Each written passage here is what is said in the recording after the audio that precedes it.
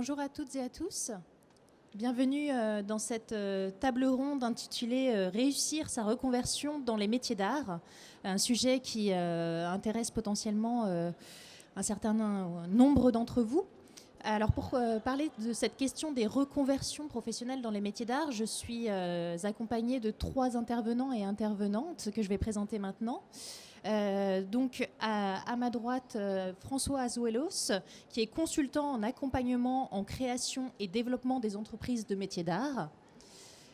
À sa droite se trouve Jérôme Théveny, qui est donc directeur du CFA de la Bonne Graine, qu'il présentera tout à l'heure. Et enfin, Nadine Delannoy, complètement à droite, donc, qui est sculptrice plasticienne et de l'atelier Âme Imaginaire et qui intervient ici au titre de témoignage, puisqu'elle elle-même a effectué une reconversion professionnelle dans les métiers d'art.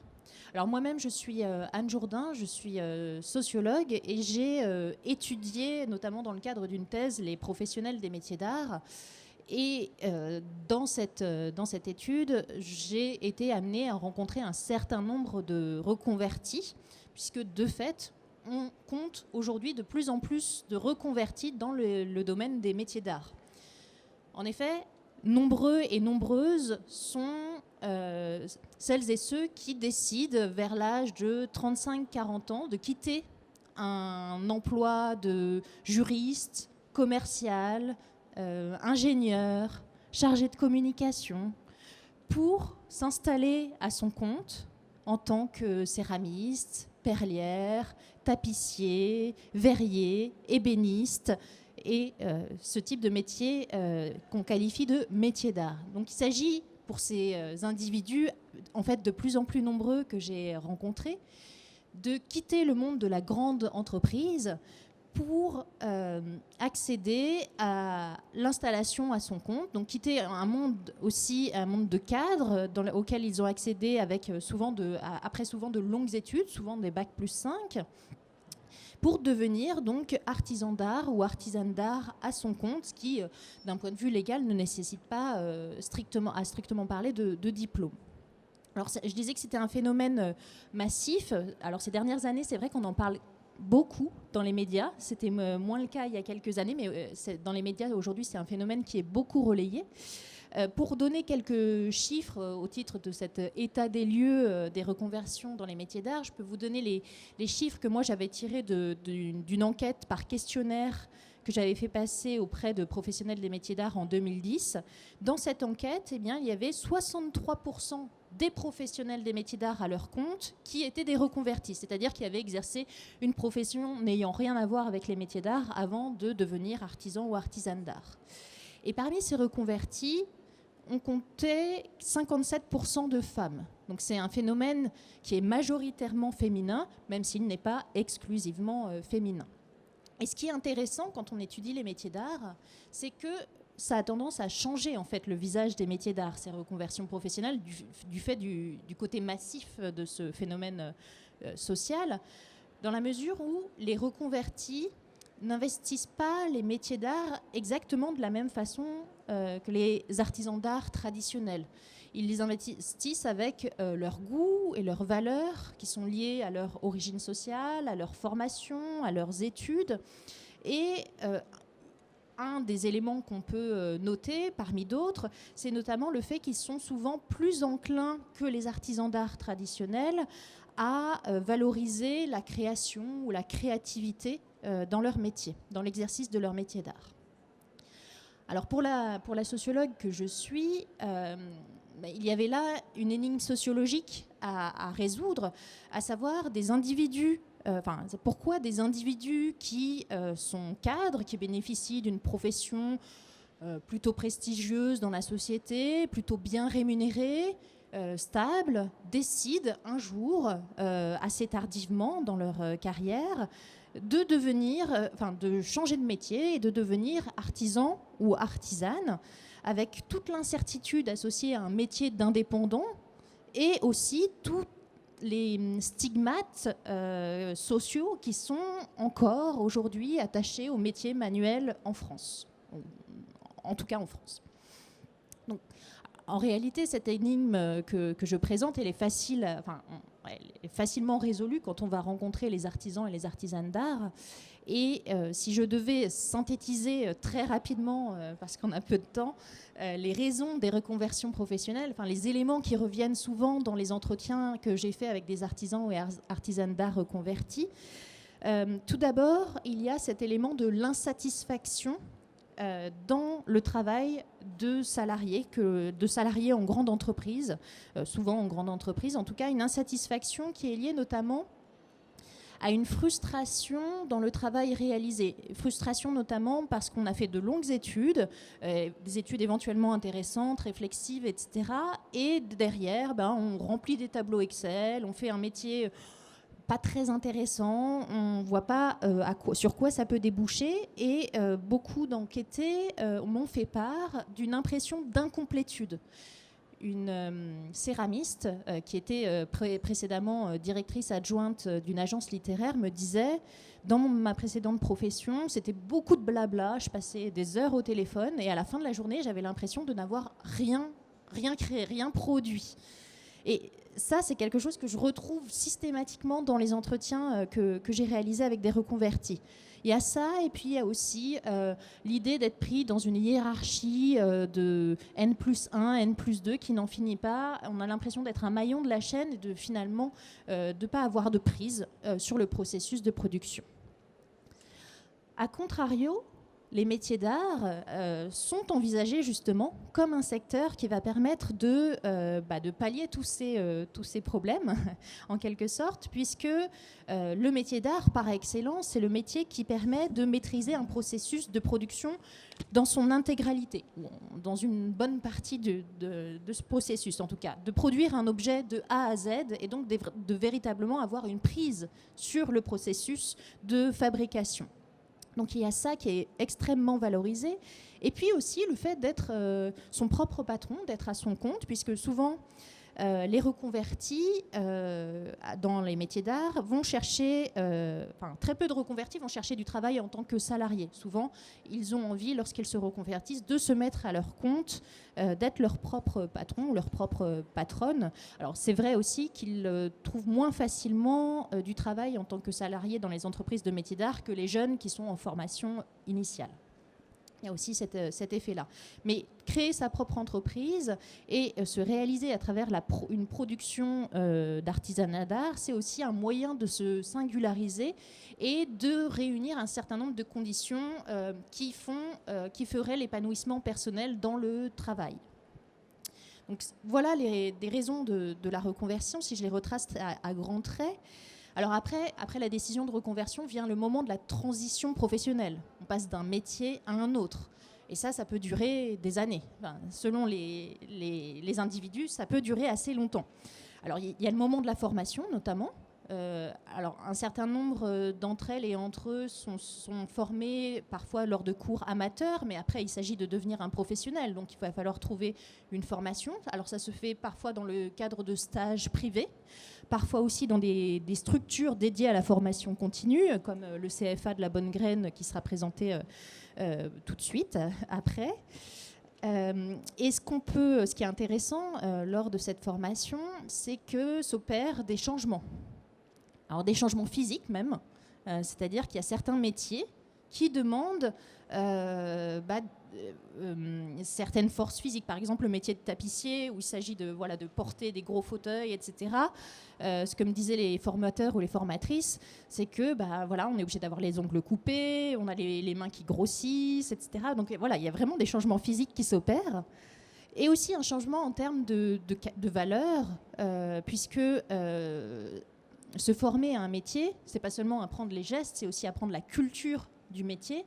Et donc là aussi, il y a tout un ensemble de goûts, de valeurs, d'esthétique aussi, de sens esthétique qui est à acquérir et qui s'acquiert durant cette formation, ce qui fait qu'au bout du compte, les reconvertis ne sont plus tout à fait les mêmes. Alors, toutes et tous ne vont pas jusqu'au bout du projet de reconversion. Certains ont un projet de reconversion et finalement l'abandonnent. Il y a une formatrice en vitrail qui me disait qu'elle avait une dizaine d'apprentis chaque année dans son atelier, et sur cette dizaine, Il y en avait 85% qui s'installaient, qui continuaient, mais 15% qui revenaient à leur précédent métier. Parce que c'était trop dur, parce qu'ils s'apercevaient que finalement, ce n'était pas fait pour eux. Parce que le métier manuel, c'est dur, c'est pas facile. Donc certains se disent que finalement, ils ne sont pas faits pour ça. Alors après, pourquoi certains persévèrent et d'autres s'arrêtent? Il y a d'autres raisons aussi qu'on peut évoquer, que j'ai noté dans mon étude. Il y a aussi le soutien moral de l'entourage, du conjoint ou de la conjointe, de la famille, des parents éventuellement, qui apparaît comme très important, et aussi les ressources financières. Alors, il paraît qu'il y a des formations, on dit aux femmes, si vous avez un conjoint à côté pour vous soutenir, c'est mieux. Parce que voilà, c'est souvent un discours qui est un peu genré. Donc il y a ces éléments-là, les ressources financières du conjoint, de la famille, l'épargne éventuellement qui a été constituée précédemment, et aussi un ensemble de dispositifs publics qui vont aider à leur reconversion professionnelle. Alors je pense au congé individuel de formation, mais il y a aussi des dispositifs financiers comme l'aide à la création d'entreprises, aussi le chômage tout simplement, qui est touché dans certains cas et qui permet de vivre la reconversion comme quelque chose de possible. Parce que tout simplement, il faut pouvoir vivre aussi pendant sa transition professionnelle. En sachant que les métiers d'art exercés en tant qu'indépendants sont des métiers très incertains et très difficiles à vivre financièrement, au moins pendant les premières années. Donc voilà, à grands traits, quelques-uns des résultats de l'étude que j'ai pu réaliser sur les reconvertis dans les métiers d'art. Je pense qu'on va revenir sur ces différentes étapes de la reconversion que j'ai dressée avec mes trois intervenants et intervenantes, notamment sur l'étape de la formation avec Jérôme Théveny qui va nous présenter donc le CFA de La Bonne Graine. Merci. Bonjour à tous. Donc oui, je suis Jérôme Théveny. Je suis directeur du CFA. Alors CFA, Centre de formation d'apprentis. Et je vais vous parler de reconversion parce qu'évidemment le centre de formation, mais aussi ses formateurs, son plateau technique et ses compétences à disposition de la reconversion professionnelle qui aujourd'hui occupe une place importante, comme l'a rappelé Anne Jourdain dans sa présentation. Et pour ce qui concerne le CFA de l'ameublement et dans les 4 métiers d'art du décor intérieur que je vous présente aujourd'hui, la reconversion professionnelle représente à peu près un quart de notre activité. Et moi, je vous parle en plus aujourd'hui comme un reconverti un peu inversé, puisque j'ai quitté mon activité de métier d'art d'ébéniste en tant qu'ancienne apprentie artisan pour me reconvertir dans les tableaux Excel de la direction du centre de formation. Et donc, voilà, je revis à travers ces différents propos et la formation au sein de l'école un peu de mon parcours. La reconversion professionnelle, effectivement, répond à une frustration, hein, comme on vient de l'entendre, mais aussi une très grande envie. Une envie qui est annoncée très rapidement par tous nos candidats à la reconversion. Hein. On a un parcours du combattant qui s'organise dès que cette envie est devenue suffisamment grande pour franchir le pas de commencer la reconversion. Et dans notre école d'ameublement de Paris, qui est ancienne de plus de 150 ans et qui a une expertise sur tous ces métiers de l'ameublement, nous mettre à la disposition des personnes qui souhaitent se reconvertir était une évidence. Et notre succès, ou en tout cas la manière dont nous le vivons au quotidien avec beaucoup de bonheur, c'est de se servir de cet acquis de l'apprentissage que nous avons depuis toujours pour accompagner les parcours de reconversion en les guidant, les réconfortant et les accompagnant sur l'action diplômante. Hein. C'est l'avantage d'être dans une école qui propose 13 métiers, 13 CAP en fin d'année en certification. Et donc, nous vivons la reconversion par le biais aussi du diplôme et de la certification. Un CAP, hein, on s'investit en reconversion à La Bonne Graine sur une année de formation. Ça peut paraître très court et en même temps c'est très dense, et 11 semaines de formation scolaire plus une trentaine de semaines de stage en entreprise peuvent permettre de recréer un parcours d'alternance en reconversion qui prend tout son sens dans la mesure où le reconverti ou le futur reconverti, puisqu'il est en formation, vit en même temps sa formation théorique dans nos salles de classe et nos ateliers, mais aussi une formation pratique d'immersion permanente en atelier en faisant des stages. On avait eu l'idée avec mes collaborateurs de faire quelques vignettes qui défilent derrière. Je vais les reprendre très rapidement. Suivre son instinct, la première, c'était évidemment de bien se connaître, de faire ce travail d'introspection avant de commencer sa reconversion pour savoir qui l'on est, faire ce bilan de sa vie. Est-ce que mon travail actuel me correspond? Effectivement, est-ce que toutes les années d'études que j'ai pu accomplir avant mon emploi actuel ne seront pas perdues par cette formation? Et est-ce que, toujours cette question de positionnement dans la société, est-ce que le CAP, un simple CAP, pour certains on dira, sera suffisant ou sera suffisamment valorisé pour m'épanouir dans cette reconversion? Donc une étape importante de savoir qui l'on est avant de commencer, et de manière à définir son projet dans le maximum de spécificité. On a parfois des personnes qui arrivent, on propose de l'ébénisterie, de la tapisserie, de la dorure à la feuille, le métier doreur ornemaniste, ou alors de l'encadrement.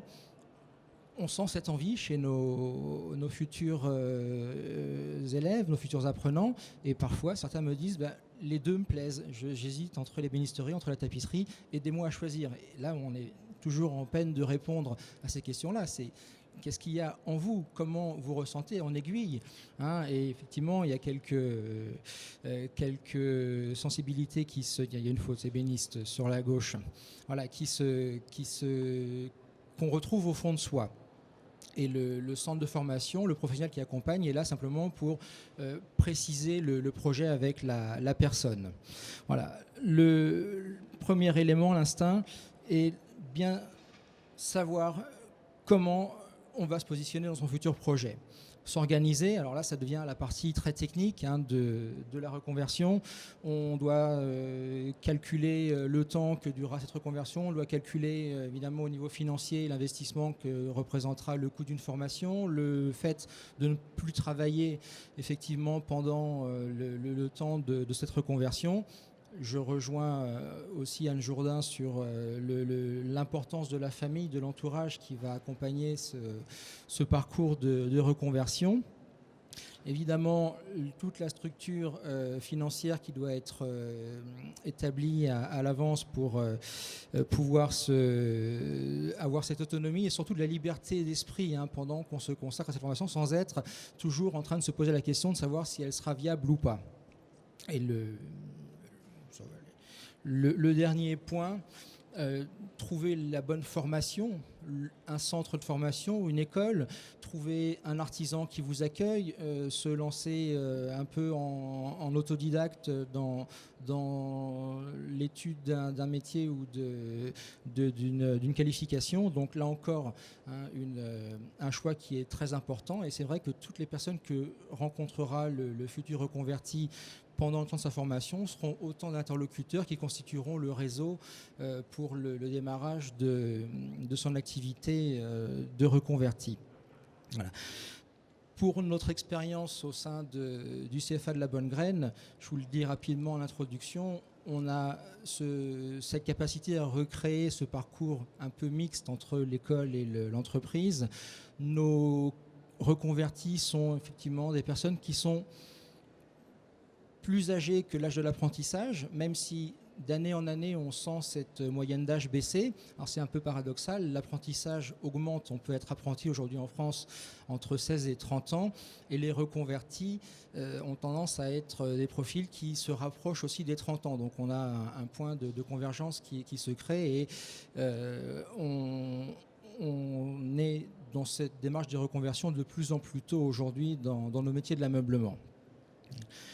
Je pourrais conclure rapidement cette petite présentation en vous disant ce qu'on dit à tous nos candidats: n'ayez pas peur de pousser les portes quand on est en recherche de reconversion, n'ayez pas peur d'aller dialoguer, vous trouverez tous les profils d'artisans, tous les profils d'artistes, tous les profils d'accompagnants qui se présenteront devant vous. Vous aurez des discours qui peuvent être radicalement contradictoires par moments, mais la grande sérénité de la reconversion est aussi dans cet échange et dans le maximum de personnes que vous rencontrerez qui seront autant d'expériences qui constitueront votre réflexion et vous accompagneront dans ce projet.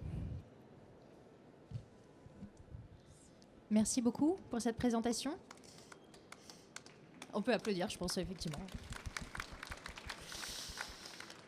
Et je vais passer la parole tout de suite à François Azoelos pour nous parler peut-être de la suite, des étapes de la reconversion.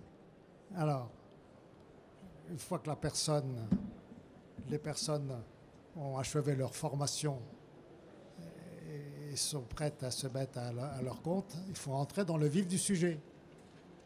Dans le vif et se dire maintenant comment je fais pour me mettre à mon compte. Et c'est là que j'interviens autant que je peux pour accompagner les personnes qui souhaitent se mettre à leur compte et aborder tous les obstacles et tous les problèmes normaux, mais encore faut-il les aborder sereinement.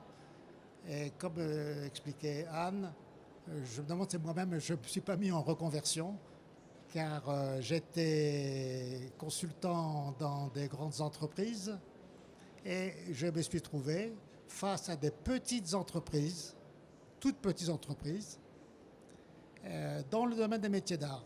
Ce qui est demandé de ma part, également une adaptation à la fois à la petite entreprise et à la problématique des métiers d'art. Ce que je voudrais vous présenter maintenant. Lorsqu'on se met à son compte, généralement, on est seul. C'est une personne, ou au maximum 2 personnes. Le problème majeur auquel il faut penser, c'est évident, mais il faut néanmoins le signaler et l'approfondir, c'est qu'on a un facteur limitant, c'est la quantité d'heures de travail que l'on peut fournir pour produire le domaine dans lequel on s'est inscrit sur le plan technique et artistique. Donc la capacité, le premier point à voir avec la personne qui veut se mettre à son compte, c'est sa capacité de production, qui est un facteur limitant.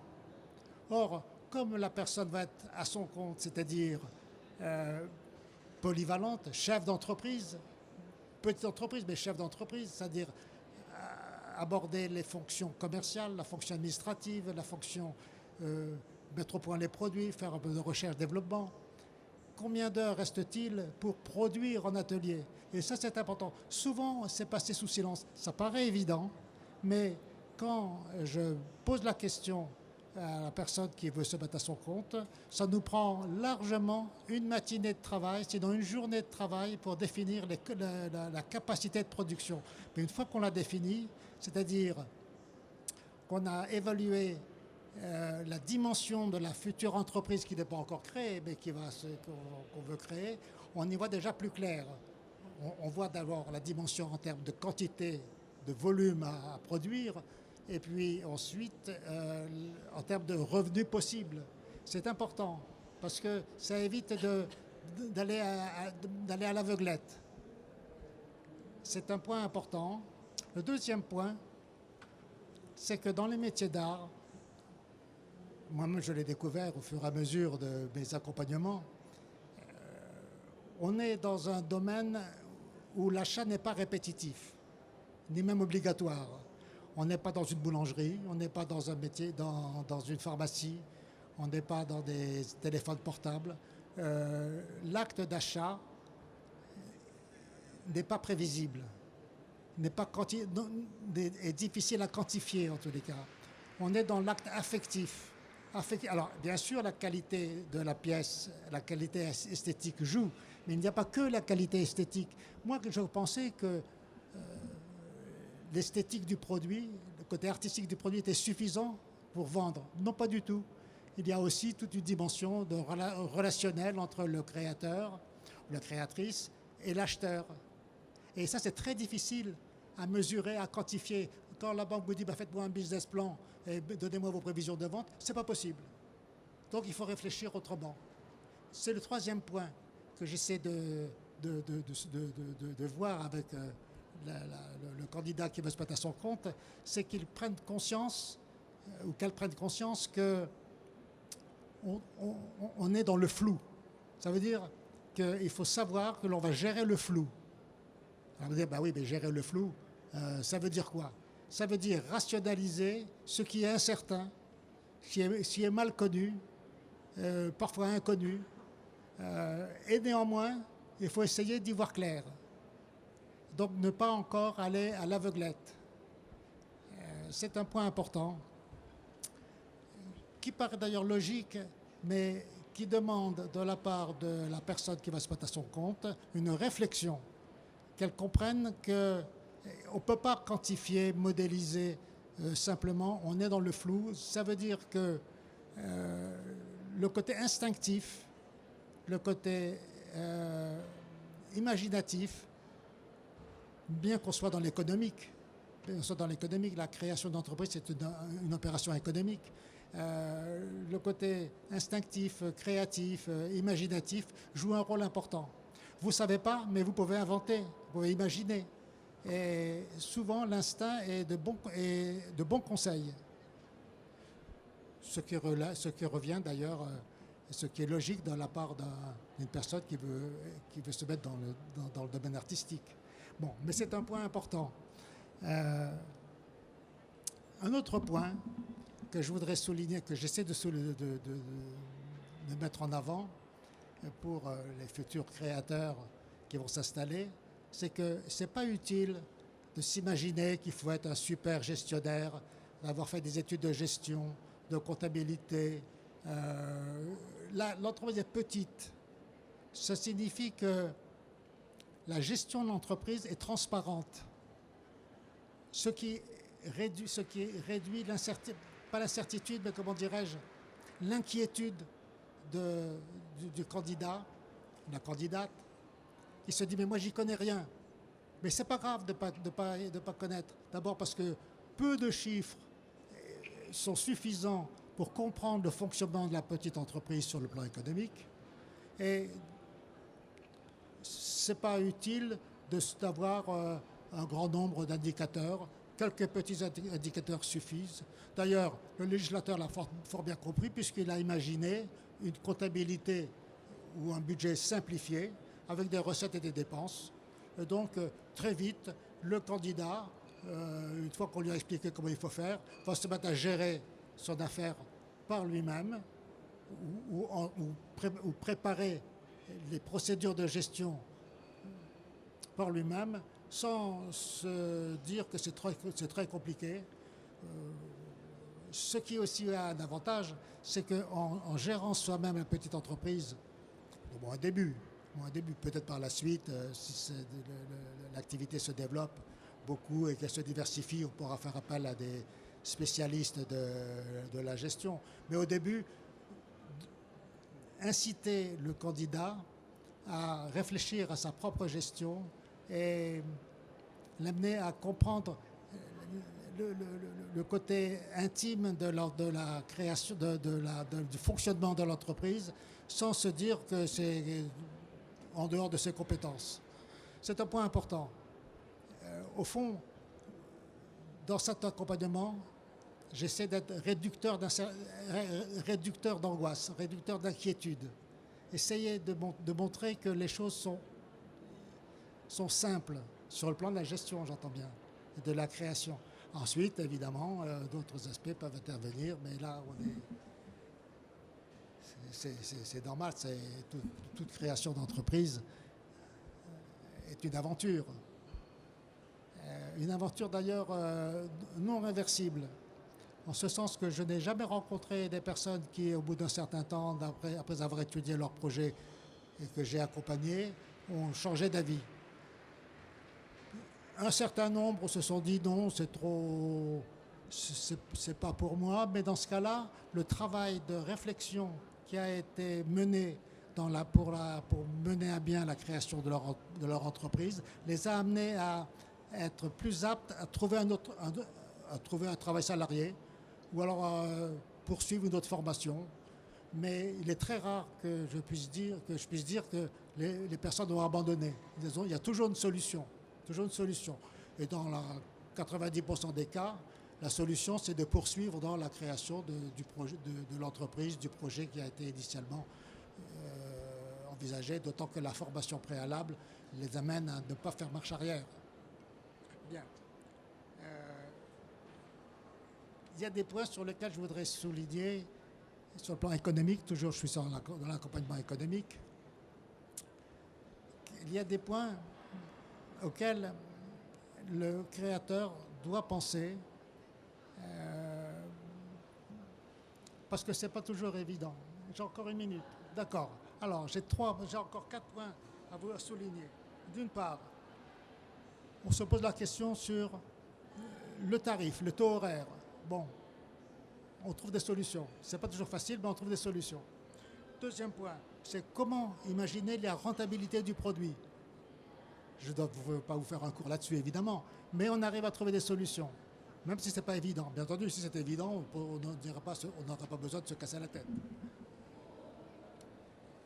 L'autre point, c'est faire des prévisions de trésorerie. On est toujours faux, donc il ne faut pas se prendre la tête là-dessus, on n'y arrivera pas. Bon, même si la banque le demande. Un point important, c'est, et je vais bientôt terminer là-dessus, j'ai 2 points encore importants que je souligne, c'est que le statut ne vient pas en premier, mais vient en dernier. C'est-à-dire, après avoir étudié le projet, on se dit quel est le statut qui me conviendrait. En l'absence d'un statut défini pour les métiers d'art, ce qui n'existe pas pour le moment, la question se pose non pas en début, en préalable, mais a posteriori. J'ai étudié mon projet, quel est le statut qui me conviendrait. Et le dernier point, et je vais m'arrêter là, pensez que lorsqu'on est seul, ça ne veut pas dire qu'on travaille seul, ça veut dire qu'on peut travailler à plusieurs. Et il y a des solutions, notamment parfois des associations, mais parfois des groupements. On peut se grouper, comme les agriculteurs se groupent pour travailler ensemble. Les artisans d'art, les créateurs d'art peuvent se grouper dans des groupements d'intérêt artistique. Et c'est une forme très utile de pouvoir travailler ensemble tout en étant indépendant. Voilà. Je vais laisser la parole à Nadine qui va exposer sa trajectoire personnelle. Merci. Nadine? Oui, bonjour. Donc moi, je suis Nadine Delannoy. J'ai été accompagnée par Françoise Wellos. Ça fait maintenant assez longtemps.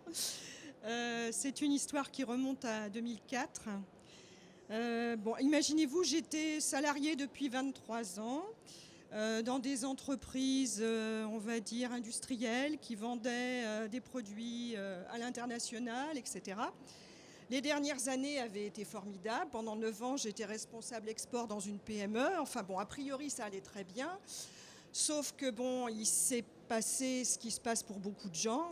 J'avais vu pas mal de charrettes dans différentes entreprises et puis est arrivé mon tour, c'est-à-dire que l'entreprise a été rachetée par une autre entreprise qui a trié dans les métiers, qui a eu envie que j'abandonne la partie parce que bon, j'avais quand même 16 ans d'ancienneté dans cette entreprise-là. Bon, ça a été assez destructeur et puis je me suis dit, ça m'arrive. Je vais sortir de l'entreprise, c'est évident. D'une façon ou d'une autre, il faut que je gagne mon licenciement parce que c'était une vraie suppression de poste. Et je me suis dit, plus jamais je vais me trouver dans cette situation de ne pas avoir des commandes et puis d'être le jouet d'un système pour lequel je ne peux rien. Et donc, à l'époque, j'étais responsable export et je me suis dit, qu'est-ce que je vais faire ? Donc, puisque j'étais cadre, je suis allée voir l'APEC. Et puis, j'ai rencontré des gens qui m'ont dit, non, mais il y a une solution pour vous. Vous faites un bilan de compétences pour savoir ce que vous allez... vers quoi vous allez vous tourner dans le futur. Alors donc je me suis fait financer un bilan de compétences par le fonds GESIF parce que l'entreprise dans laquelle je travaillais cotisait au fonds GESIF. Et donc petit à petit, comme ça, avec le travail, avec l'intervenant que j'avais dans le bilan de compétences, il est ressorti une chose à laquelle je ne m'attendais pas du tout. Il m'a dit, vous avez un énorme besoin de créer, il va peut-être falloir en tenir compte. Pour moi, c'était catastrophique parce que je voulais bien qu'on me dise je parle pas assez bien anglais, pas assez de maths, pas assez de ceci, mais j'imaginais pas qu'on allait fouiller en moi aussi profondément en fait. Et puis, bon, quand même, la chose a un petit peu mûri à l'intérieur et j'en suis arrivée à la conclusion que, bon, si mon mari était d'accord, peut-être que je pouvais tenter l'aventure. Je dis mon mari parce qu'en l'occurrence, effectivement, j'ai gagné mon licenciement, si on peut appeler ça comme ça. J'ai donc été licenciée économique en mars 2004 et j'avais à peu près 2 ans devant moi pour essayer de trouver mon chemin. Et puis évidemment, j'étais pas seule dans la vie, ça aide quand même parce que la perspective d'avoir vraiment des rentrées, voilà. Et aujourd'hui, le métier aujourd'hui, c'est plasticienne. C'est-à-dire qu'en fait, je suis créatrice de marionnettes. Des marionnettes pour la scène, c'est pas l'idée qu'on a, des petites marionnettes jouets pour enfants. Autrefois, il y avait un nom d'ailleurs pour ce métier, c'était facteur de marionnettes. Un facteur de marionnettes, c'était avant tout un sculpteur, donc un sculpteur bois, parce que les marionnettes étaient en bois, sauf qu'aujourd'hui, les marionnettes, ça n'a plus souvent rien à voir avec la demande, on va dire, la demande des gens du spectacle vivant n'est généralement pas ce type de marionnettes-là. Et donc aujourd'hui, le métier, c'est plasticien, c'est-à-dire finalement un technicien des arts plastiques. Il faut être capable de manier toutes sortes de matières, le bois aussi éventuellement, mais c'est pratiquement jamais la demande. Donc voilà, c'est une bonne chose. Donc je me suis dit, moi j'avais en moi cette recherche qui était de dire, finalement mes points forts c'est quoi? Ok, je parle anglais, espagnol, ça peut toujours servir. Mais finalement pour moi c'est la peinture, le modelage et puis la sculpture. Qu'est-ce qu'on peut faire avec ça?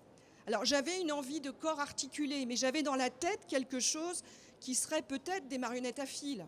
Ce que je ne savais pas encore, c'est qu'il n'y a pas de besoin en marionnettes à fil. Donc, ne sachant pas, je me suis documentée pas mal. J'ai appris qu'il y avait la Société d'encouragement au métier d'art à l'époque, avec un centre de ressources.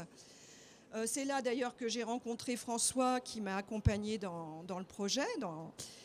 Et puis, bon, j'ai un petit peu fureté. Alors, j'ai découvert quelque chose de super intéressant, c'est qu'il y avait en France le Festival mondial des théâtres de marionnettes. Coup de chance, c'était en France, c'était à Charleville-Mézières. Donc évidemment, je suis allée y traîner mes guêtres un petit peu pour voir ce qu'il en était. Entre-temps, j'avais un petit peu appris des techniques avec la DAC. C'était pas du tout des techniques pro. Je me suis rendu compte tout de suite quand je suis arrivée au festival, mais je me suis dit, c'est pas grave, je peux apprendre. Sauf qu'il n'y avait pas d'école. En réalité, pour apprendre ce métier de fabricant de marionnettes, il n'y a pas d'école. Il y a une seule école qui existe à Charleville-Mézières, qui est l'ESNAM, qui est en fait une école pour les marionnettistes. Les marionnettistes, ce sont les gens qui mettent en jeu, qui mettent en scène les marionnettes. Certains savent faire leurs marionnettes et d'autres pas. Donc je me suis un petit peu demandé comment j'allais y arriver, mais en même temps c'était aussi un avantage parce qu'on ne me demandait pas une validation, on ne me demandait pas un certificat de quoi que ce soit. Bon, évidemment, si je me suis lancée là-dedans, c'est parce que j'avais des choses que je savais faire, ou du moins un intérêt créatif, mais manuel, qui était évident, sinon pas du tout, c'est pas la peine, quoi. Hein. Et donc, bon, j'ai beaucoup fureté, j'ai été reçue en résidence, ce qu'ils appelaient résidence de chercheurs, n'exagérons rien. C'était un centre de ressources, alors là, à l'Institut international de la marionnette, toujours à Charleville-Mézières, où là, j'ai eu le droit, pendant une dizaine de jours, de fureter dans tous les bouquins imaginés, dans toutes les langues possibles, qui traitaient de comment on construit des marionnettes. Et puis, j'ai essayé de chercher des pistes pour aller apprendre auprès de certaines compagnies une chose, auprès de d'autres compagnies une autre. Et petit à petit, comme ça, j'ai créé mon chemin d'apprentissage. Assez vite, je me suis rendu compte qu'il n'y avait personne qui montrait comment on construit des marionnettes pour les gens qui, dans la rue, sont intéressés. Alors je me suis dit, je vais monter des expos didactiques où, du coup, je vais donner un peu de visibilité à ce que je fais. Alors j'ai fait des pièces qui étaient des pièces de collection, des choses qui, pour l'instant, n'avaient pas de demandeurs, on va dire. Hein. Et donc, j'ai monté des expos qui se sont vendues parce que moi, je voulais bien exposer à condition d'être payée. Parce que, bon, je veux dire, c'était trop hypothétique, c'était beaucoup trop de dynamisme à investir si jamais il n'y avait pas un retour. Voilà. Donc j'ai vendu des expositions à des communes, à des festivals, pour montrer comment on construit des marionnettes. Et puis bien sûr, les commandes ont fini par arriver. Alors les commandes, vous en avez certaines là qui tournent pour vous montrer un petit peu que la marionnette est très diverse. Il y en aurait beaucoup d'autres à vous montrer. Là, on est sur un cas classique de marionnette à fil pour des artistes d'art de rue. Alors celui-là, c'était pour un numéro de cabaret. Donc vous voyez, la marionnette est très grande. Donc il y a des besoins, mais ils sont quelque part un peu comme ça disséminés. Donc pour pouvoir toucher les gens, il fallait un site internet. C'est la première chose que j'ai fait. Puis je me suis aperçue que le courant de besoin n'était pas du tout dans les marionnettes à fil, parce que la culture de la marionnette à fil, c'est plutôt une culture d'Europe centrale. Finalement, en France, il y avait quelques-uns des fabricants qui étaient plutôt en fin de parcours, qui depuis d'ailleurs certains sont décédés, on va dire les choses. Et la demande des marionnettistes, parce que le fil c'est très particulier au niveau de la manipulation, finalement il n'y en avait pas. Et je me suis dit, c'est quoi le besoin? Et le besoin aujourd'hui dans le champ de la marionnette, ce sont des marionnettes qu'on en manipule à vue, c'est-à-dire que le marionnettiste n'est pas forcément caché. Certaines fois, il est habillé tout en noir, mais la différence, c'est que finalement, on n'est pas ni au-dessus ni en dessous, on est derrière, plus ou moins visible. Alors il y a des poignées de contrôle, etc., qui permettent de bouger des choses plus ou moins grandes, etc. Donc voilà, j'ai eu envie, moi, de diversifier, parce que d'abord, j'adorais ce côté plastique, ce côté manuel. Je suis allée apprendre petit à petit, je me suis autofinancée les formations, c'est-à-dire que ce que je vendais, je le réinvestissais aussitôt, et je me suis dit, bon, qu'est-ce que je vais prendre comme type de déclaration? Alors moi, je ne suis pas micro-entrepreneur, parce que assez vite, je me suis dit, je ne veux pas payer des charges sur des bénéfices fictifs. Au début, j'avais plutôt des déficits que le contraire. J'étais partie avec une petite épargne salariale qui faisait ma petite réserve, on va dire. Donc au départ, je me suis déclarée à la Maison des Artistes. La Maison des Artistes, parce que je vendais des pièces qui étaient... la première pièce que j'avais vendue, elle faisait 2 000 €. C'était pas une marionnette pro, c'était une pièce d'art. Au bout d'1 an et demi, quand il a fallu faire la première déclaration, tout de suite, je me suis fait sortir. Bon, on m'avait dit, hein, tu sais, c'est risqué. J'avais rencontré un fabricant d'automates qui m'a dit, mais moi, je ne suis pas fabricant d'automates. Je suis sculpteur de personnages animés. Comme ça, je suis à la Maison des Artistes. Bon, moi, je ne suis pas passée entre les mailles du filet, donc je me suis fait sortir du circuit. Alors, comme j'avais opté pour un autre principe qui était de faire une déclaration contrôlée, dite 2035 au niveau fiscal, ça veut dire que j'étais aux frais réels. Et aux frais réels, pour être tranquille, j'avais pris une association de gestion agréée, qui d'ailleurs s'appelle Artaga. C'est une association de gestion pour les arts graphiques et plastiques. Donc c'est plus ou moins dans le domaine des gens qui font des choses artistiques. Et eux m'ont pas mal aidé à m'y retrouver quand j'avais vraiment des problèmes. D'abord, j'ai acheté leur logiciel de compta. Donc c'est un logiciel qui me permet, moyennant de rentrer mes dépenses et mes rentrées, de pouvoir sortir ce fameux document 2035 en fin d'année. Donc tout ça tenait debout. Quand j'ai été un peu perdue, je suis allée les rencontrer. Ils m'ont dit, oh là là, pas de panique, c'est quoi vos chiffres? Bon, dans la mesure où vous déclarez vraiment ce qui rentre et ce qui sort, vous n'êtes pas répréhensible. Donc voilà. Voilà le chemin pour arriver jusque-là. J'avais en parallèle, j'avais déposé ma marque. Donc la marque, c'est Âmes Imaginaires. Bon, c'était toute une histoire de comment ça s'est construit, mais voilà, c'était le nom que j'ai véhiculé. Et je ne communique qu'avec cette marque, c'est-à-dire qu'il y a un site web, c'est-à-dire qu'il y a une page Facebook, et on me connaît sous ce nom-là. Alors, il m'a été demandé pas mal de fois de donner des formations sur ce que moi je connaissais. Donc j'ai mis pas mal d'années à accepter de le faire parce que j'avais l'impression de ne pas avoir la légitimité. En fait, à force de suivre, finalement, je finis par en connaître beaucoup. Et donc, il y a 7 ans, j'ai commencé à donner des stages. Donc, en fait, aujourd'hui, mon activité, c'est quoi? C'est répondre à des demandes pour les gens du spectacle vivant. Ça veut dire que je commence par recevoir les gens avec leurs projets. J'étudie techniquement leurs demandes. On définit ensemble vers quoi ils veulent aller. On essaie de cadrer ensemble vraiment ce à quoi ils s'attendent. Je construis un cahier des charges avec eux.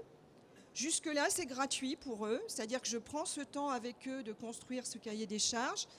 Et puis là, je définis un prix, je définis une date de livraison. Et si jamais ils sont partants, je leur demande de s'engager sur ce cahier des charges en me payant un tiers à la commande. Et puis voilà, on est parti ensemble et le reste à la livraison. C'est comme ça que ça fonctionne. Donc ça veut dire que je travaille pour des commandes, je travaille pour des collectionneurs. De temps en temps, je fais des expos. Là, récemment, j'ai fait une superbe expo très sympa de 15 ans de rétrospective sur mon travail. Parce que finalement, j'y montre des choses que personne ne voit. C'est-à-dire que je montre des pièces finies, mais je montre des pièces en cours. Je montre des panneaux qui reprennent les types de construction. Là, vous voyez qu'il y a des choses qui n'ont rien à voir les unes avec les autres. Ça, c'est une marionnette dite hybride. En fait, c'est des marionnettes pour adultes. On ne connaît pas généralement ce genre de choses. Là, on a affaire à une marionnette dite de poignet. C'est un Russe qui a appris à créer cette technique. Ça veut dire que grâce aux langues que je maîtrisais, je suis allée apprendre avec tous ceux avec qui j'ai pu, comme ça, un peu partout, des techniques. Et puis, je les ai faites miennes. Et maintenant, tout ça s'agrège. Pour les nouveaux projets, bien sûr, j'en bénéficie. J'enseigne ces techniques dans des stages. Je crois que j'ai à peu près tout dit là. Voilà. Donc voilà le témoignage et l'histoire. C'est parfait, merci beaucoup.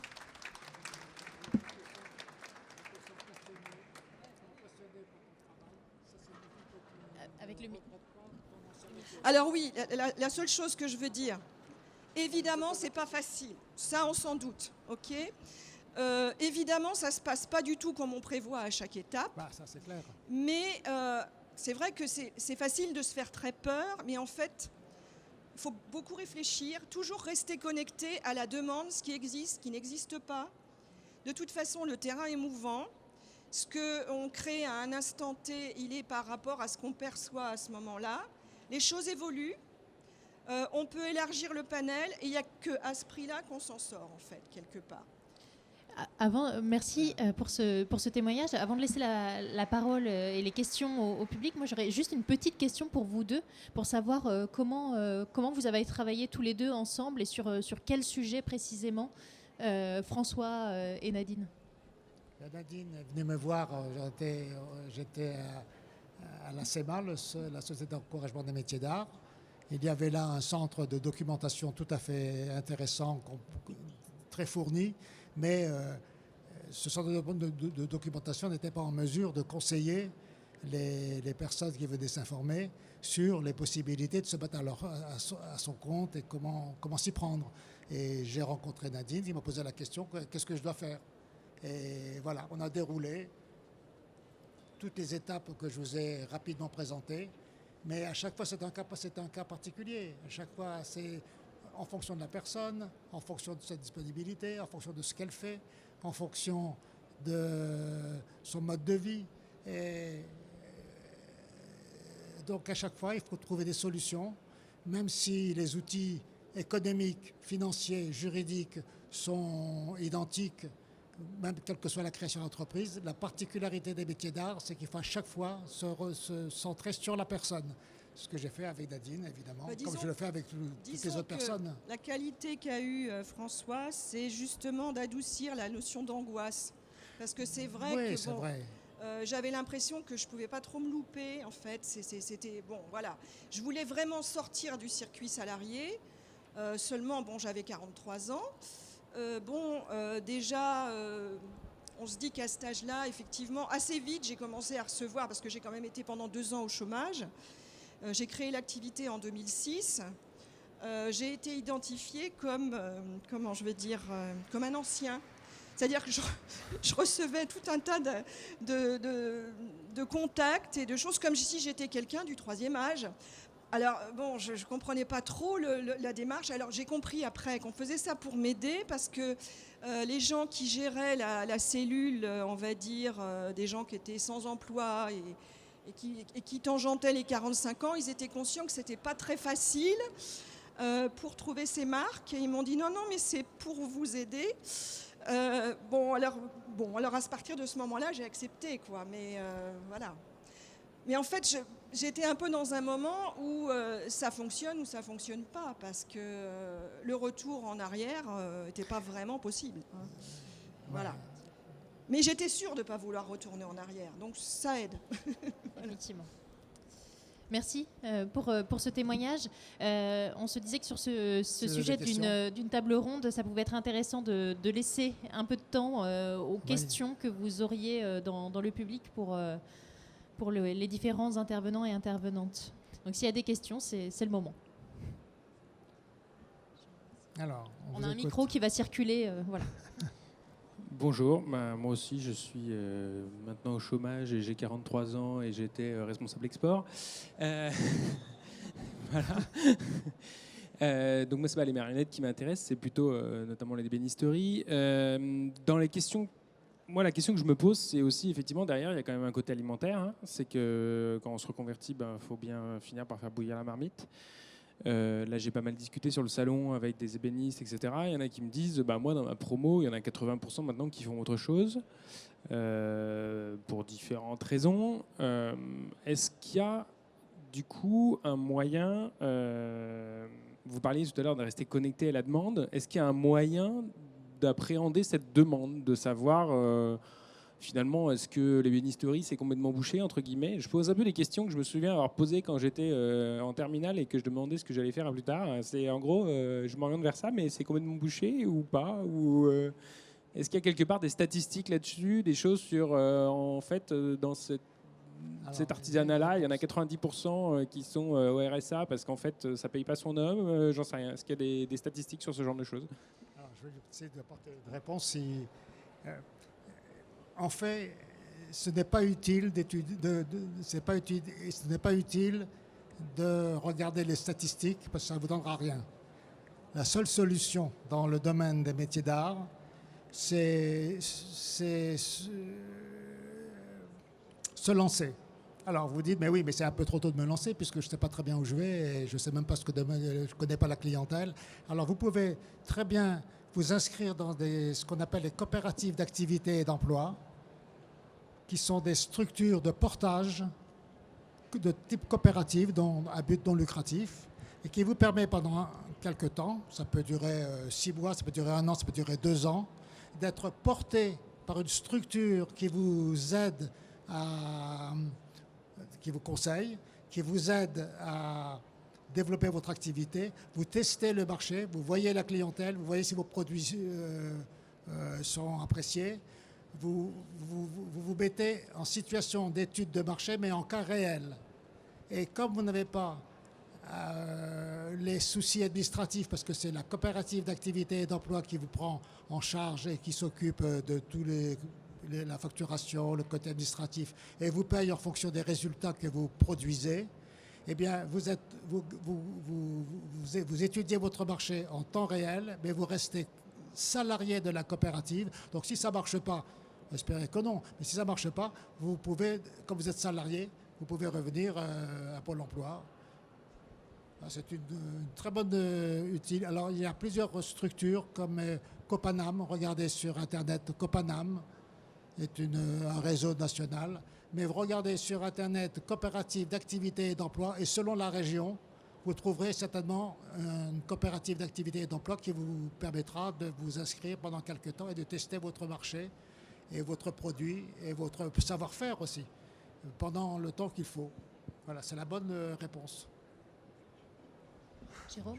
Oui, peut-être compléter un petit mot. L'ébénisterie, effectivement, c'est un secteur qui est extrêmement sous tension en ce moment. C'est évident. Par contre, c'est le métier, en tout cas dans tout ce qui concerne l'ameublement et le décor intérieur, qui reçoit le plus de demandes et qui accomplit le plus de formations en ce moment. Donc c'est quand même une voie qui est extrêmement dynamique. Le chiffre de 80% de personnes qui changent, je ne sais pas s'il est vraiment fiable. Ce n'est pas ce qu'on constate, nous, dans les centres de formation. Et c'est vrai que les artisans sont souvent pessimistes quand même dans la façon dont ils encouragent les futurs confrères. Il y a une chose qui est sûre, c'est que le métier d'ébéniste, il est en pleine mutation. C'est un métier qui est très ancien. Ébénisterie, menuiserie, tout ce qui est le travail du bois, puisqu'il y a des subtilités historique, mais par contre c'est un métier qui est en mutation profonde aujourd'hui, et c'est sûr que la page qui est à écrire, peu de monde la connaît. On a une diversification des matériaux, des outillages, on a une capacité d'innovation dans les métiers du bois qui est énorme, on a tout le volet écologique qui prend une place de plus en plus grande, et nous, en tout cas en centre de formation, nos candidats ébénistes et les reconvertis qu'on accompagne dans la création d'entreprise et dans le parcours de l'entrepreneuriat sont des gens qui sont parfaitement conscients de ça au départ. Et le meilleur conseil qu'on puisse leur donner, c'est vraiment de se dire, misez sur votre créativité. Il ne faut pas chercher à reproduire les schémas anciens. L'ébéniste qui fait de la commode Louis XV aujourd'hui, c'est un beau défi technique. Il a une super main, il est fier d'avoir réalisé ce que les autres ont fait avant lui, mais ça ne sert plus tellement, et c'est plus tellement le marché d'aujourd'hui. Par contre, celui qui a un esprit créatif, celui qui innove, et celui qui va proposer un produit qui peut être des fois très simple, mais bien fait, et dont il maîtrisera les coûts, et l'ébénisterie n'échappe pas à ce phénomène que disait François Azuelos, qui est de bien mesurer le temps de production qui est extrêmement important dans ce métier. Donc c'est des fois de partir sur un produit plus simple, mais qui sera bien réalisé et qui surtout est un peu différent de ce qu'on connaît jusqu'ici. Donc miser pour le coup sur l'innovation et sur vraiment la définition du métier d'art, qui est de concevoir, de réaliser, mais en y apportant une touche de nouveauté, de création qui est plus que de reproduire ce que les anciens ont fait. D'autres questions? Très confiant Oui. pour les ministères. Oui, vous m'entendez? Oui. En fait, cette question, c'est complètement différente peut-être la question que vous attendez. Moi, je suis presque à la retraite et j'ai toujours rêvé de travailler pour faire en sorte que les artisans de mon pays d'origine puissent avoir accès à une manière plus contemporaine de créer. Et je vais, par exemple, je parle du Paraguay, où il y a beaucoup d'artisans qui savent travailler les cuirs, qui savent travailler les bois, mais nous n'avons pas, du point de vue des formations pour des jeunes, une institution qui puisse les aider. Donc la question concrète, c'est: existe-t-il un partenariat, une institution en France, un savoir-faire qui puisse faire un lien avec un ministère de Culture? J'ai envie d'aller vers là, faire un lien. Donc, comment faire les liens? C'est ça la question. Est-ce que vous avez une petite idée pour me donner?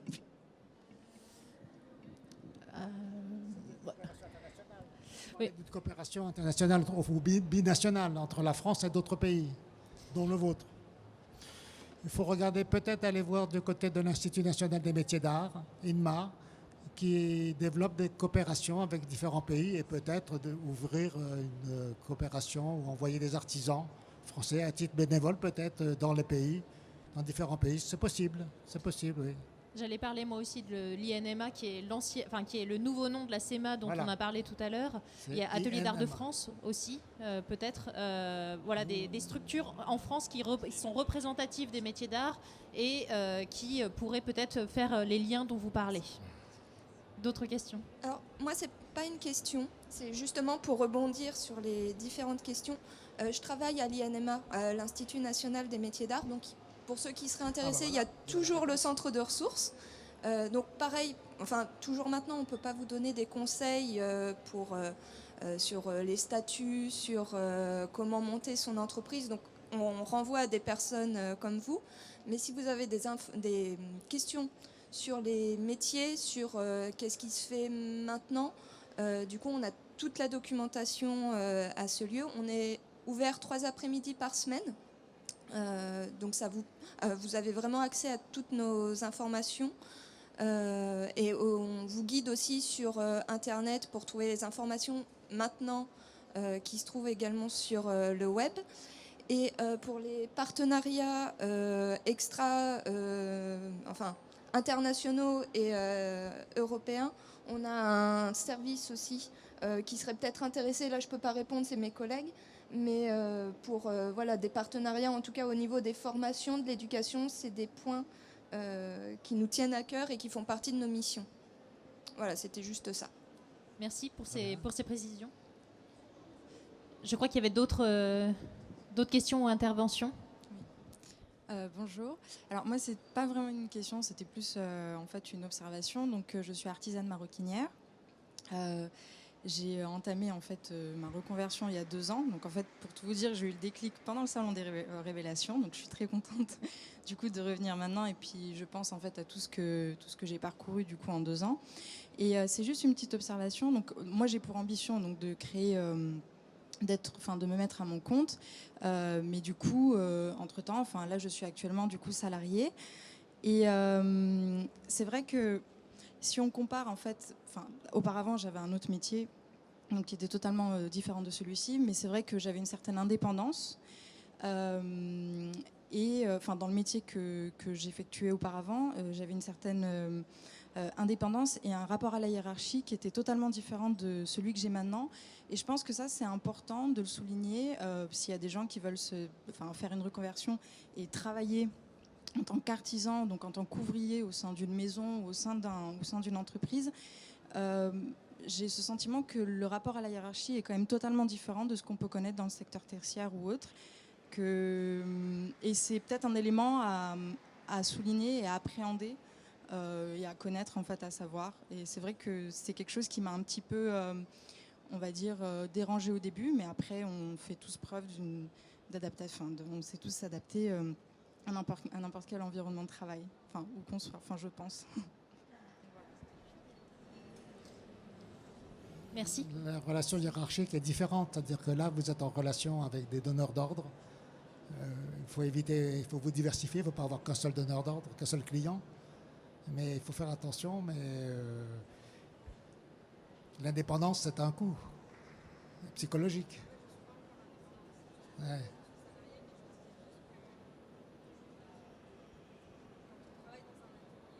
D'accord. Vous êtes dans quel domaine? D'accord. En fait, je ne suis pas encore indépendante. Je travaille dans une maison, donc dans un atelier. Et c'est vrai que c'était un aspect de ma reconversion que je n'avais pas envisagé avant de me reconvertir et avant de travailler du coup en tant qu'artisane maroquinière. Ce rapport à la hiérarchie, qui est un certain rapport que je ne connaissais pas du tout et auquel je ne m'attendais pas, qui est totalement différent de ce que j'avais pu connaître avant. C'est-à-dire que c'est très vertical en fait, oui. Et c'est vrai on repasse en fait dans une phase d'apprentissage qui est tout à fait normale parce qu'en fait c'est une reconversion, mais c'est vrai que c'est extrêmement vertical et c'est vraiment, je le dis, des fois j'ai l'impression que c'est un peu à l'ancienne quoi. C'est vraiment l'ouvrier qui répond au contremaître. Et ça c'est quelque chose auquel on ne s'y attend pas quand on ne connaît pas forcément le milieu, puisque moi je ne le connaissais pas du tout, je ne connaissais pas du tout le domaine. Alors je ne dis pas ça pour décourager, hein, pour être très franche, moi j'ai trouvé ma voie, je suis vraiment très fière d'être maroquinière et j'aime vraiment profondément ce que je fais. J'espère plus tard être indépendante, mais c'est vrai que c'est quelque chose auquel je ne m'y attendais pas du tout et je pense que c'est important de le souligner, il faut savoir... Important de l'avoir en tête, effectivement, quand on envisage de chercher un emploi salarié dans les métiers d'art. Voilà, c'est un aspect humain, en fait. Voilà. Et je pense qu'on a le temps pour une dernière intervention. D'accord. Ok, on va faire comme ça.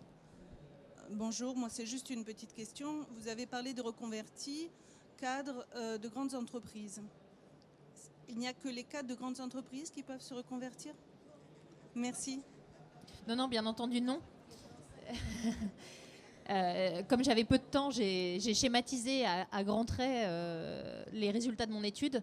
Et dans les résultats de mon étude, la majorité de ceux qui seront reconvertis sont des cadres. Et par ailleurs, ce que montrent les entretiens que j'ai faits, c'est que ces cadres-là exercent en grande entreprise. Donc effectivement, j'ai j'ai un peu typifié les choses et catégorisé, mais bien entendu, il y a d'autres types de reconversion, des gens qui viennent des professions intermédiaires, des gens qui viennent de la catégorie employée, etc., et même des gens qui viennent de l'artisanat et qui se reconvertissent dans l'artisanat d'art. Donc tous les cas de figure existent. J'ai peut-être pas rencontré d'agriculteurs ou d'agricultrices qui deviennent artisanes d'art, mais sinon tout le reste, je l'ai aussi rencontré, mais ça doit exister, mais voilà. Mais c'était juste aussi pour davantage mettre l'accent sur certains aspects qui peuvent être aussi tout à fait rencontrés par des gens qui ne sont pas cadres mais qui exercent en grande entreprise, ou par des gens qui n'exercent pas en grandes entreprises mais qui sont cadres. Enfin voilà, il y a tout un tas d'éléments qui existent. J'ai pas parlé des licenciements économiques non plus, mais c'est vrai que j'ai aussi rencontré des cas de licenciements économiques qui poussent à des formes de reconversion, puisque c'est des moments où on va faire effectivement des bilans de compétences, prendre un peu de temps pour réfléchir sur soi, ce qu'on a envie de faire, etc. Mais ce qui est assez marquant néanmoins d'un point de vue statistique, c'est que les reconvertis dans les métiers d'art proviennent souvent de professions qui n'ont rien à voir avec les métiers d'art. Même s'il y a aussi quelques individus qui étaient plus proches des métiers d'art, qui pouvaient être par exemple graphistes ou dans des domaines qui tournaient autour des métiers d'art et qui vont finalement arriver vers les métiers d'art. Donc là, le chemin est peut-être un peu plus facile, un peu plus évident en tout cas. Mais voilà, tout à fait, vous avez raison de...